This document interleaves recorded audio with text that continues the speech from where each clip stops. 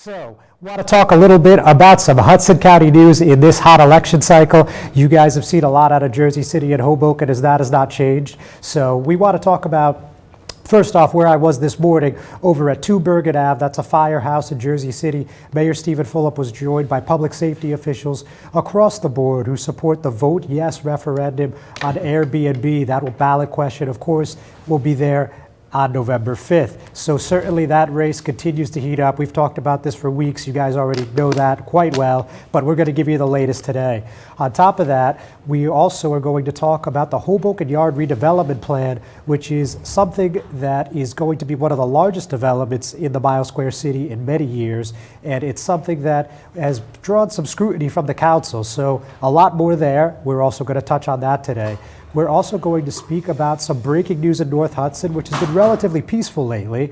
But the breaking news out of there just last night around 9 p.m., we learned that the North Bergen Liberty Generating a $1.8 billion power plant will not be happening. So we're going to tell you guys what exactly is the reason for that.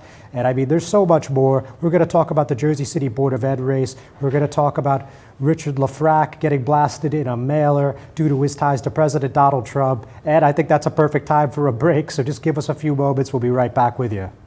It takes more than a state-of-the-art medical facility to make a great hospital. It takes a team of dedicated medical professionals. That's the Jersey City Medical Center, Hudson County's #1 hospital. Medical teams consisting of New Jersey's top doctors, Magnet Award-winning nurses, and accomplished hospital associates, all committed to your good health.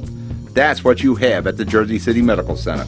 Make Hudson County's #1 hospital your first choice. Visit us on the web at barnabashealth.org. Burns Brothers Memorials, Monuments, and Markers, 787 Tunley Avenue, Jersey City. Hudson County's only monument maker, serving all faiths and cemeteries.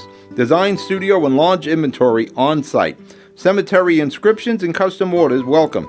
Burns Brothers Memorials, Monuments, and Markers, 787 Tunley Avenue, just south of Secaucus Road. Craftsmanship that will last for all eternity. Burns Brothers, Jersey City, Albert H. Hopper, North Arlington. Visit us on the net. Being manipulated by Airbnb's money. They could send mailers every single day. They could spread lies and misinformation. We know our neighbors. We will be out there making sure that our neighbors understand that we are for common sense and fair regulations to protect neighborhoods. And that's what's important about this. As the mayor has stated, many cities across America have instituted some regulations, which we need here also, just for the safety of our neighborhoods and our residents. It's paramount to the quality of life in town. And not just as a police officer here, but also as a resident. I feel the effects of it also. In my neighborhood, it's going on. We need these regulations, and that's why we support the mayor in this effort, and also the Hotel Trade Commission here.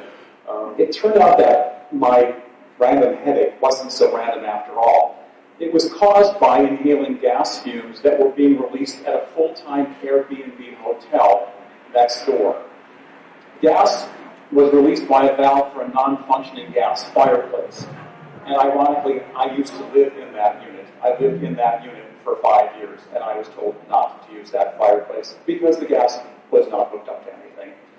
If someone had turned on a stove or lit a match, the house could have blown up and resulted in the deaths of many people, including me and Lorraine's 2-year-old son. There was a commercial that came out maybe like 2 or so weeks ago. So there's 2,651 Airbnbs registered in Jersey City.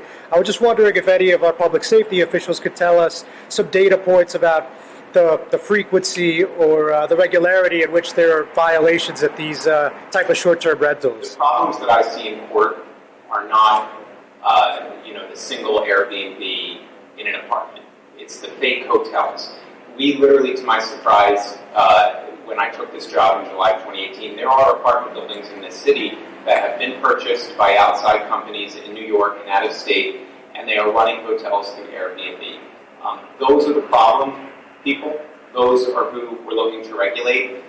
So when someone's listening to what we're talking about and they're just a person that goes on vacation in one Airbnb in a nice apartment building, that's not the problem. The problem is that in our streets we have buildings that are a hotel in every single way except proper fire code, safety code, and regulation. Yeah, I think that you heard a lot of scare tactics today by the mayor who was using city resources to advance a political agenda.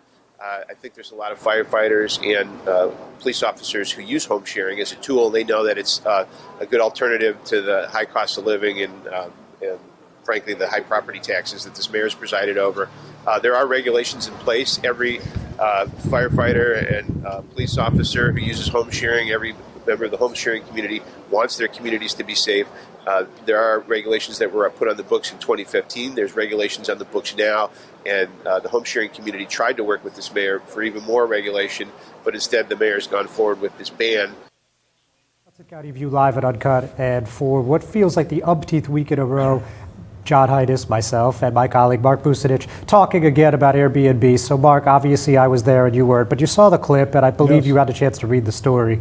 So any surprise here that these public safety officials are backing the mayor?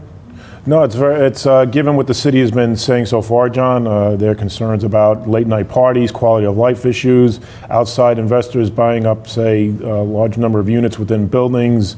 And it's just a matter of time, I think, before they fire officers, firefighters, and the police superior association, that is the union representing sergeants, captains, and lieutenants, would finally come out and say that indeed that these are posing not only quality of life issues but safety issues as well. And so I guess it's no surprise to see that they were with the mayor today at the press conference. Agreed, and there were others. We had our chief municipal prosecutor in Jersey City, Jake Hudnut. He talked to us a little bit about where some of those fines were coming from, about repeat offenders, and basically made mention that the problem here is not when you go for like a bread and breakfast kind of time when you're on vacation. It's about these people that are essentially operating as a hotel, getting the benefits of a hotel, but they're not actually facing any of the same regulations. So, certainly it's easy to see how that could be problematic. Sure. The other thing is we saw Graham Zielinski from the Keep Our Homes campaign, and he's doubled down, as you could see, and everyone else, of course, could see, that this is a ban. Your take on that, Mark? That's interesting that he has said that, and of course other hosts, Airbnb hosts, have said that. In fact, on Saturday I was at a community art show in the McGinley Square area where I had a chance to interview Nathan Taylor. He's a Jersey City-based artist, and he, according to him, because he's been relying on being able to rent out his apartment, he also considers this a ban as well. And of course the mayor and others continue to say that these are common sense simple regulations. So I guess we'll see what the voters do on November 5th. We'll be talking about this more, but we're going to take another commercial break. Newport, the luxury waterfront community on the Hudson River, offers the quality of life you deserve in 10 high-rise rental towers with amenities such as the on-site Newport Path subway, light rail and ferry service, Newport Town Square, 3 playgrounds, dog run, upscale restaurants, retail giants like Sears, JCPenney, Macy's, and Target. Morton Williams Supermarket is just outside your front door. A health and fitness club, spa, skating rink, and medical facilities are also on site. NewportNJ.com. Enjoy the New York skyline from Newport Town Square. Manhattan is just one path stop away or quick ride through the Holland Tunnel. Nursery and private elementary schools all on site. 12-screen movie theater at the Newport Center Mall.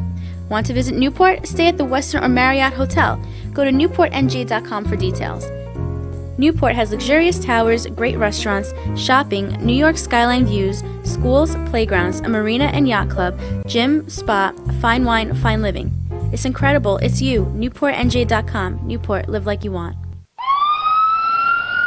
The Jersey City Medical Center. You know it for its award-winning, life-saving ambulance service. It's also your health hub, with health and wellness locations staffed with certified professionals all through Hudson County. The Jersey City Medical Center, here to help you with your healthy, here when you need us the most. The Jersey City Medical Center. Visit us on the net to learn more. Jersey City Medical Center, Robert Wood Johnson, Barnabas Health Facility. Let's be healthy together.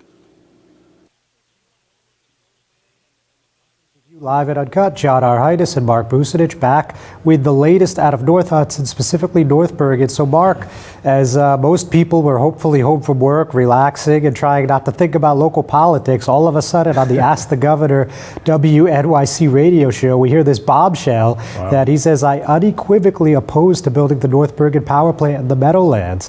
He says those increasing gas emissions just did not make this project sensible for New Jersey. And then people could see that tweet up on the screen, which he posted right after the show. Right. And then just minutes after that, State Senator and North Bergen Mayor Nick Sacco, as you know, who has enjoyed a really good relationship with this governor about halfway through his first term, as opposed, of course, to last governor, Chris Christie, but another story for another day. And he basically said, you know, we're going to call it a wrap. His comment was, we will now move on to finding an alternate use for the property that will hopefully provide union construction jobs and is significant financial benefits for North Bergen. So that's quite a story for a late Wednesday night, if I say so myself. What was your take when you saw all this unraveling?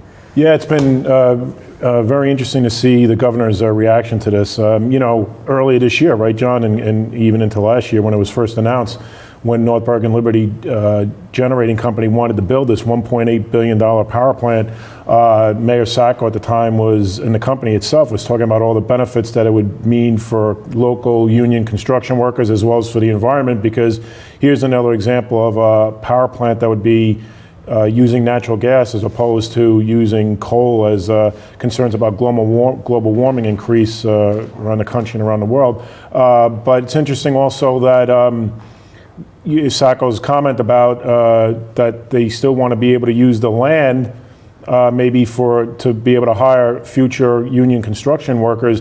I'm just thinking just quickly, you know, what kind of plant or what kind of other alternative project would make up for this kind of hiring, which would, a $1.8 billion construction plant, of course, would be a big construction job. What kind of comparable project would be able to hire the same number or equal or near equal amount of construction workers?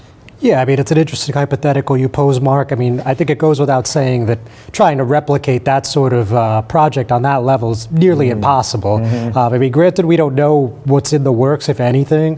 It sounds like this decision was just made yesterday. If not yesterday, certainly in the very, very recent memory. So we'll see what the future will hold there. But, you know, needless to say, I mean, I don't think it's going to be a multi-billion-dollar project. If I had to just, you know, take a wild guess, as far as what's going to happen with the labor work, I mean, you know, maybe this will end up being some sort of other construction plant, or maybe just a small business, a restaurant. I mean, it could really be anything, but it is prime real estate that just isn't being used right there on the border of North Bergen and Fairview, of course, on the Hudson-Bergen County border. So I mean, the possibilities are endless. I mean, that's an area that has a lot of businesses, has a lot of chains.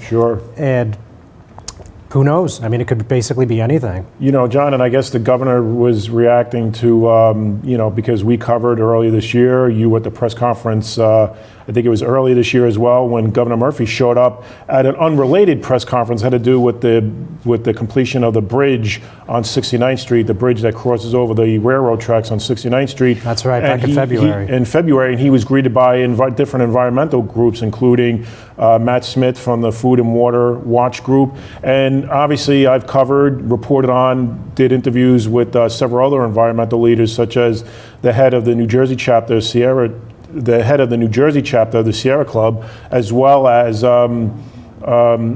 Captain Bill Sheehan of the Hackensack Riverkeeper Alliance, who said that they were opposed on this project right from the outset because it would damage all the work that's been done to reclaim the Hackensack River watershed.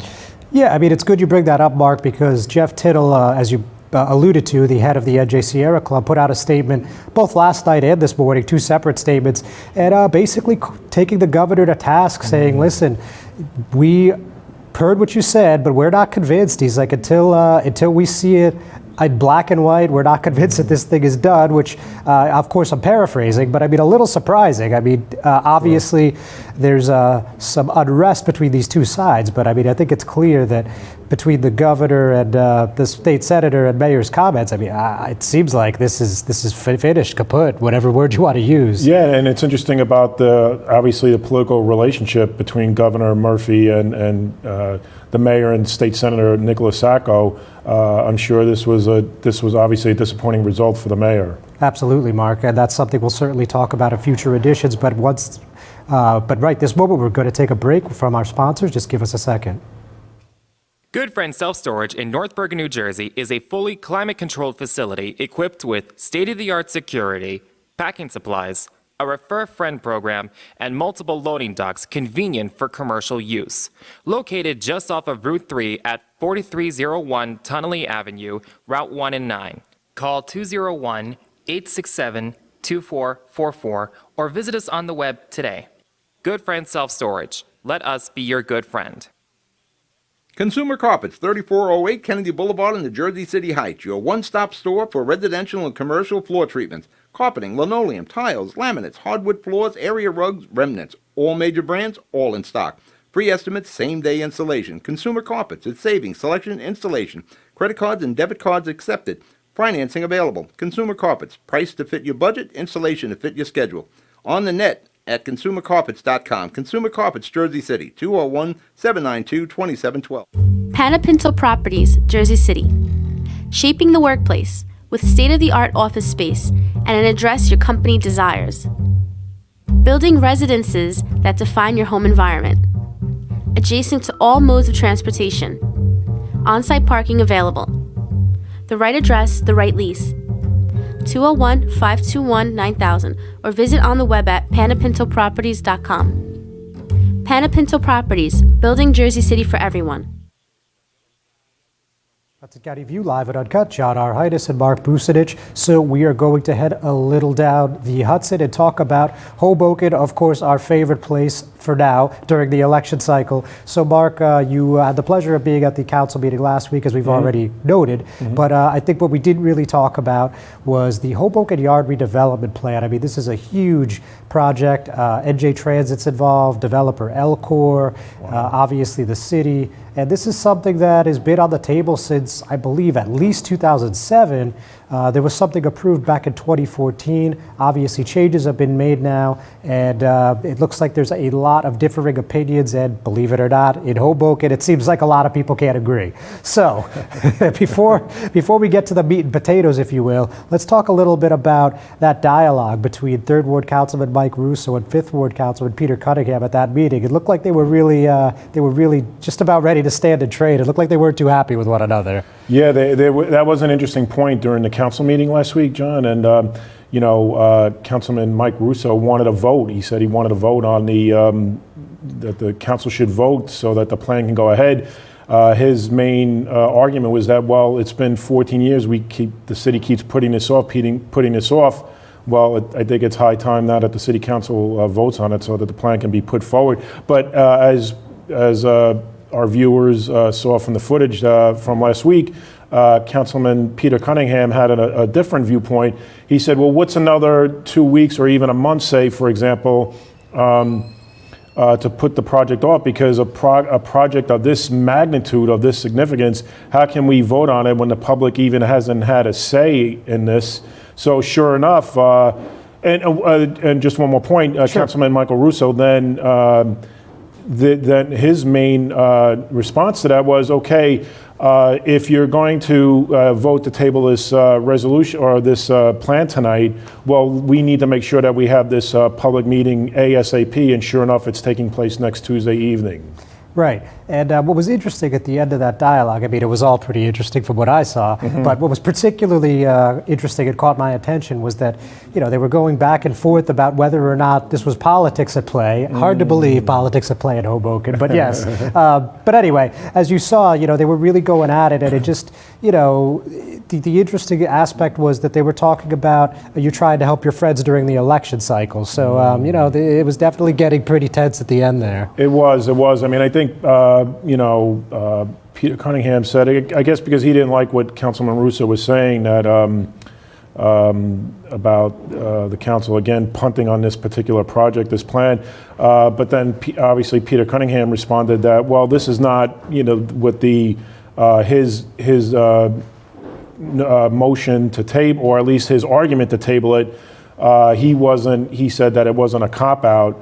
And then he also told Councilman Michael Russo, this is obviously related to political concerns, which Councilman Russo then responded, well, it has to do with private development, so of course it has to do with politics.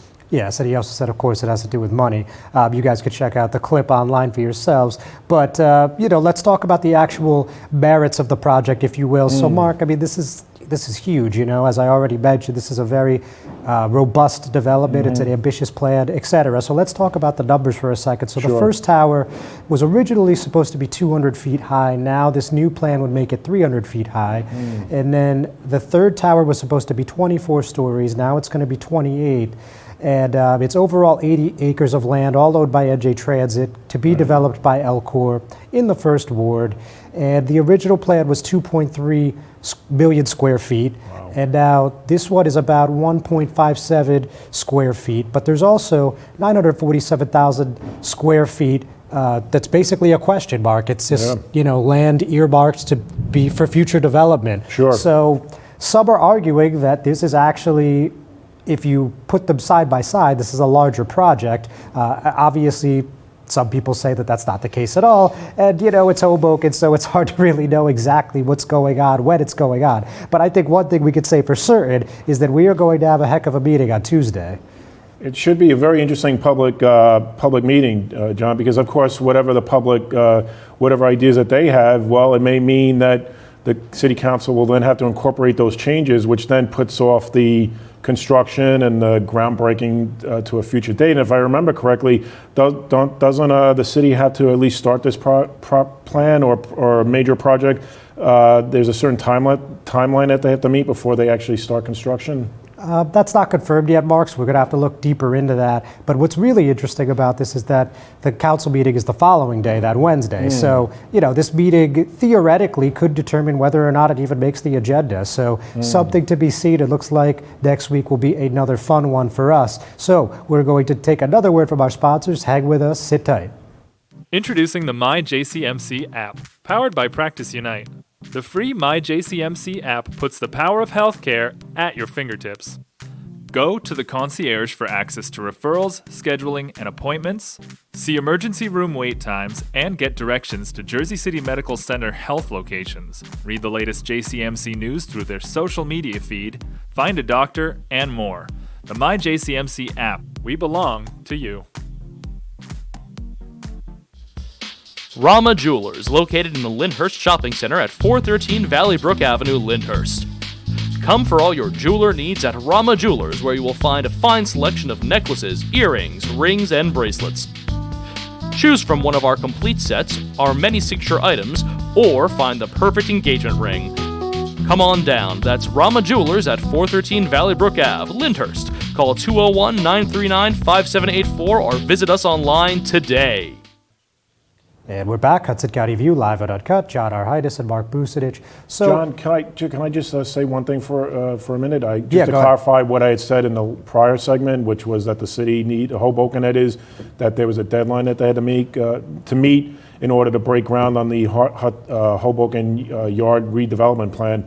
That actually has to do with the city having to apply to the federal plan, Rebuild by Design, which calls for building a flood wall basically along the stretch of where this redevelopment plan will take place. So I just wanted to clarify that for our audience. Right, yes. And on that point, that needs to be completed by 2021. This is a $230 million project.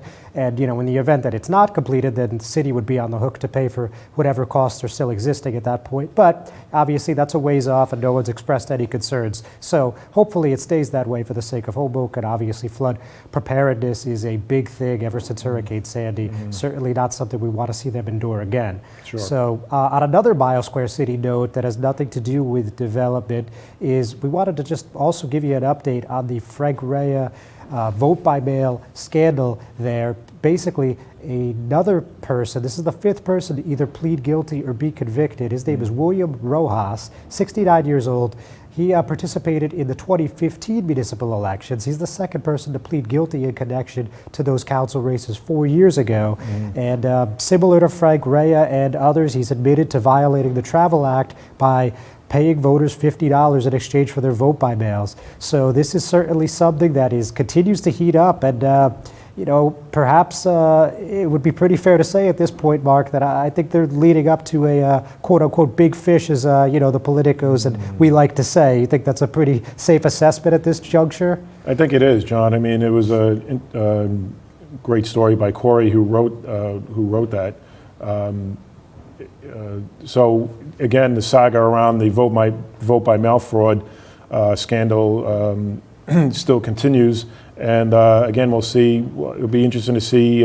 We know you had reported that Frank Reyes' sentencing had been postponed, according to the story that Corey wrote just yesterday about this new person being admitting to this vote by mail fraud. That Mr. Frank Reyes is scheduled to be charged, or at least sentenced rather. That's been put off until February. So it's interesting to see that somebody else now has admitted guilt in this ongoing saga. Yeah. As far as Reyes is concerned, I'm not exactly sure what he's getting sentenced, but I can say for now that his motion to have a new trial will be heard tentatively October 21st. So, who knows what happens after that. But, this is obviously slow. Of course, we all know the phrase, the wheels of justice turn slow. In Hudson County, of course, it's no different. And so with that, we're going to finally move on to Jersey City and talk a little bit about this Board of Ed race. So just like Airbnb, like these guys and girls are really littering our mailboxes with flyers. And this is high stakes poker once again, because it's 5 seats up for grabs, Mark, as you were well aware. That's and right. you also know that there's only 9 seats at the board, so you get 5 out of 9, you got the majority. So this one's for all the marbles, huh? It sure is, John. And of course, we know all the super PAC money now that's been obviously involved in the Jersey City BOE race. I mean, you reported on the LaFrac organization, which is an interesting photo that you posted on the website, John, which shows Mr. LaFrac and his wife joining U.S. President Donald Trump and his wife for a photo op. And so the money's pouring in, and the main argument from the children Change for Children. Change for Children campaign is that they're saying that the current BOE has failed the children of Jersey City because of the budget woes, and we know because of they've even pointed to, for example, lead,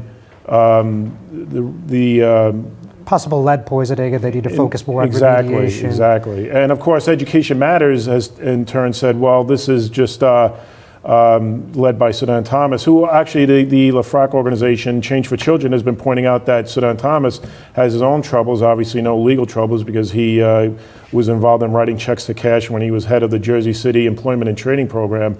But of course, Sudan Thomas has just written off what the Change for Children campaign has been saying as just scare tactics. Yeah, in a couple sentences, I would say you're basically right, Mark. But this mailer is interesting. I mean, it seems like every time we have a big Board of Ed race, the president ends up getting involved, or the presidential candidate. We saw a couple years ago when Matt Shapiro and a team were running. You saw that blatant mailer that involved Hillary Clinton. Now you see this one with Donald Trump. If you recall, it says, "Don't let Richard LaFrac and Change for Children take over." Our Jersey City School Board. So it's interesting how this always comes into play, even though obviously national politics does pretty minimal, if anything, to do with any school board. Call me crazy, but that's how I see it. But regardless, it looks like this is going to be a really razor-thin race, and I'm really interested to see how it wraps up in this final month. So with that, ladies and gentlemen, thanks for tuning in again. We'll be back with you next week, where we're hoping to have one of our 5th Ward Hoboken Council candidates. That's Nicola Maganuka on the show. And of course, we're going to be telling you the latest and greatest in Hudson County. Have a great week. We'll see you then.